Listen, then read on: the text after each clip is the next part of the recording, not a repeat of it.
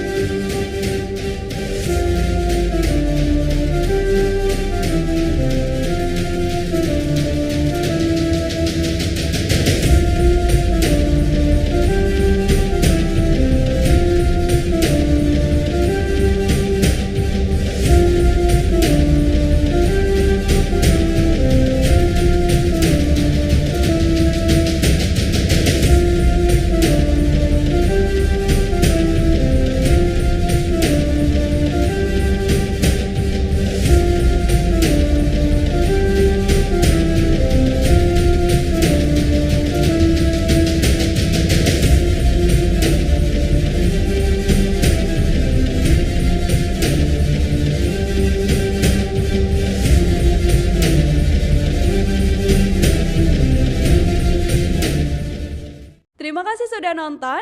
Jangan lupa like, subscribe, dan share ya.